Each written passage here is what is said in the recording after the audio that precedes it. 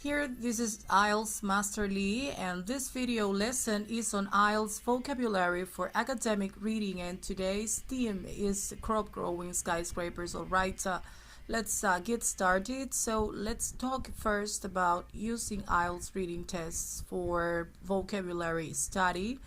Ielts reading tests or sample tests are excellent for vocabulary study and for grammar. Nearly every paragraph in a reading test has a lot of high-level words, collocations, set phrases, synonyms, and more. They are great. All right, you can use your previous reading tests so to improve your academic vocabulary tremendously. So reading tests are not just for testing yourself after you are finished with the test. You should use this test and grab everything you can from them, all of the vocabulary, all of the grammar, everything. But today we're going to focus on vocabulary from these, and you can be sure that this vocabulary is useful for the IELTS because it's already on a sample test.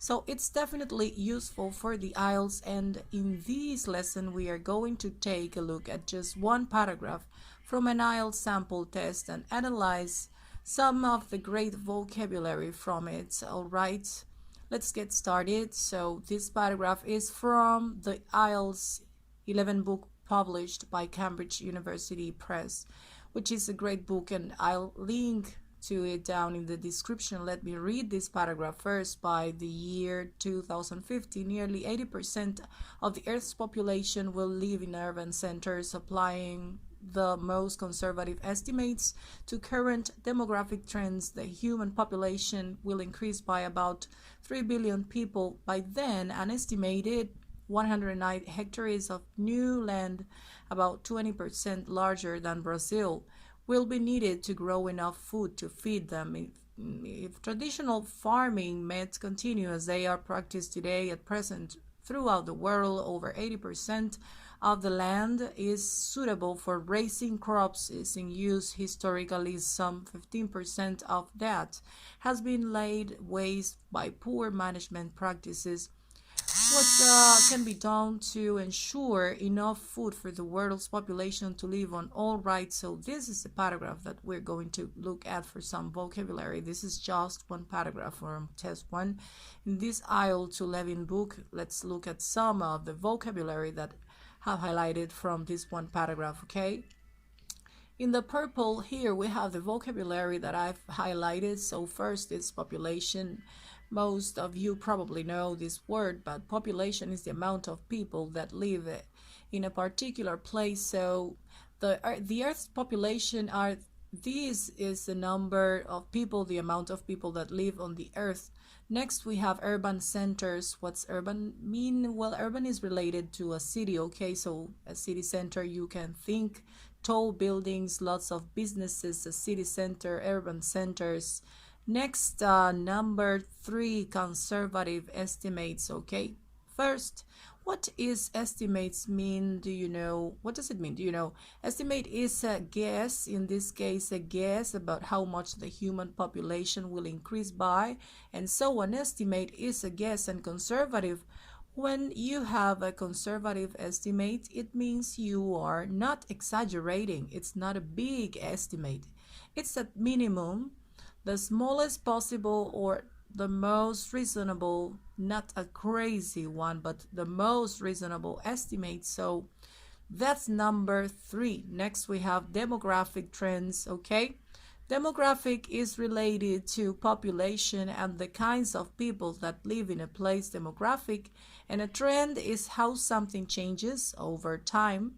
So demographic trends is related to how people will change over time.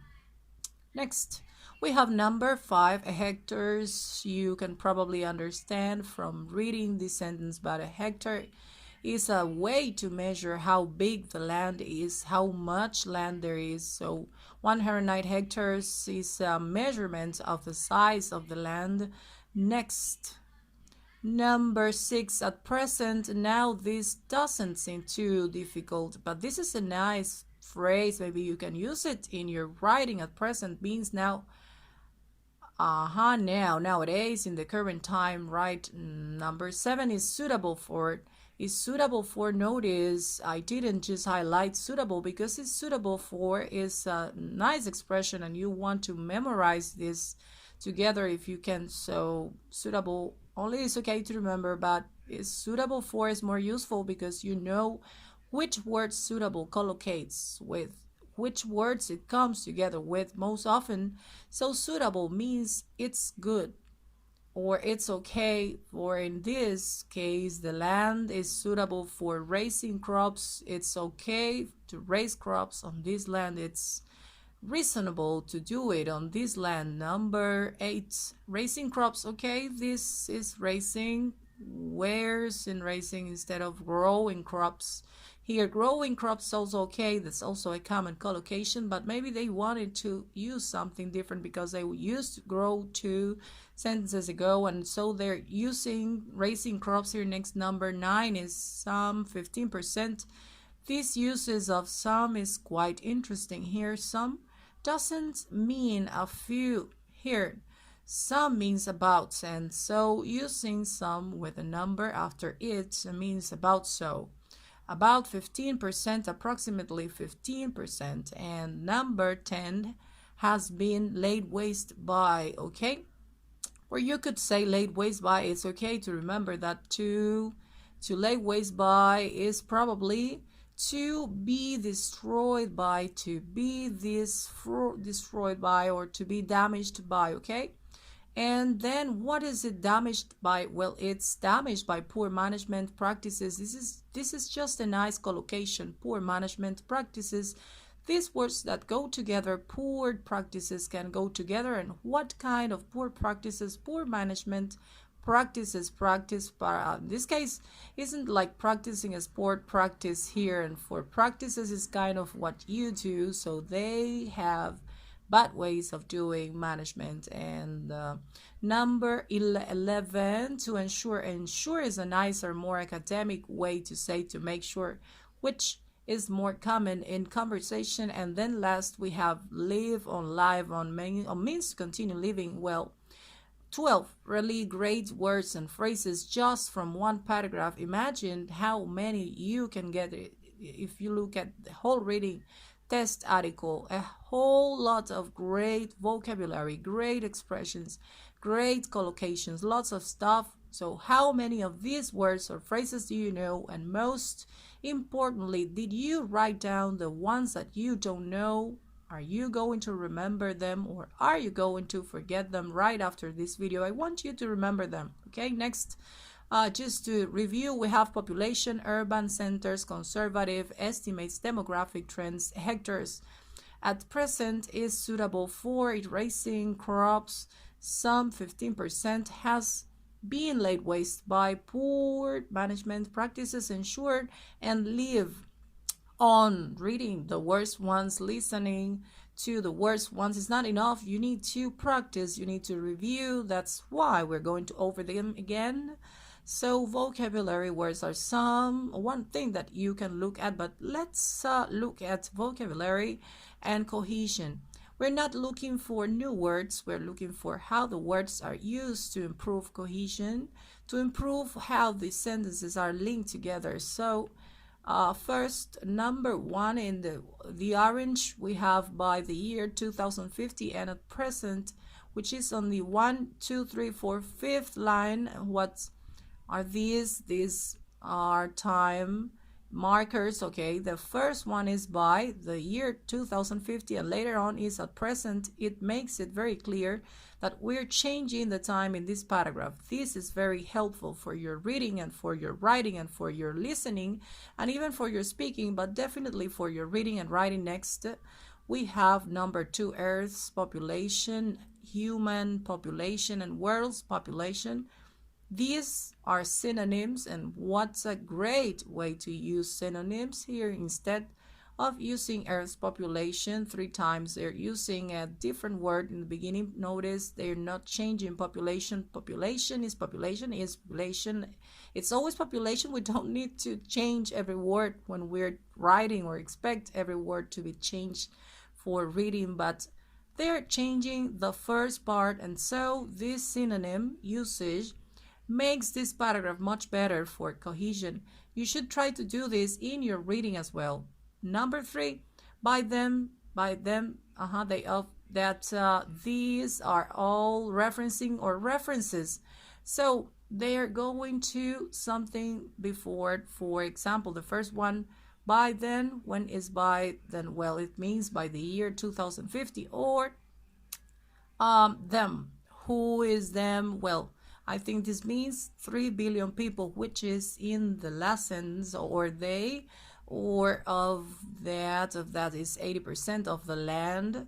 So it's very interesting how they're using referencing here to go back to previous sentences sometimes, but this helps link the paragraph together in your own writing. You should try to do this sometimes as well. And then last number, for growing up food, traditional farming methods, practice, and raising crops. Here it's a vocabulary group. This is quite interesting as well. They're using very similar words. So we have growing up food, traditional farming methods, practice, and raising crops. You know, these are different. They have different meanings. They are not synonyms, but they're very, very closely related. Farming, crops, growing, food. These are all parts of the same category, and so it really helps this paragraph feel complete and feel linked, and it definitely improves the cohesion of this paragraph. All right, fantastic. Before we finish, let's talk about some suggestions for reading test vocabulary practice. How can you use reading to practice your vocabulary? First, one idea is to put the words and phrases you don't know onto flashcards. So just a piece of paper or a card on one side. You can write the sentence, but maybe leave a blank space. So don't write the word or phrase, just the sentence on one side, and on the other side is the word or phrase, okay?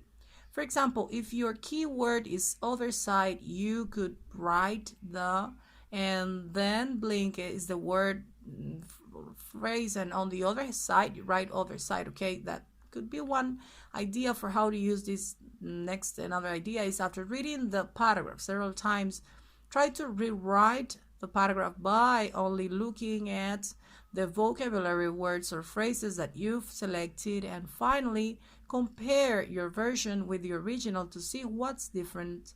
This is also a very good way to analyze your vocabulary usage and your grammar usage, your grammatical usage. So that's good for this exercise as well. And then last, look up more example sentences using a dictionary or search engine like Google. After that, write your own example sentences. So definitely take a look at a dictionary or search engine first, but after you're done with that, you can write your own example sentences, okay? So these are some different ways you can practice your vocabulary. Some of these might sound a little bit old or old-fashioned to you, but they're very useful. They're what we call tried and true. Many people have used these techniques and they're very useful. That's why people still use them today. So give them a shot. Take a look at a test and see how many vocabulary words or good phrases you can pull from that reading test. Fantastic. Okay, thank you very much for watching this video. I really appreciate it. Please subscribe to my channel Herrera. You can find me there in YouTube. This is World Tutor Academy. Thank you very much.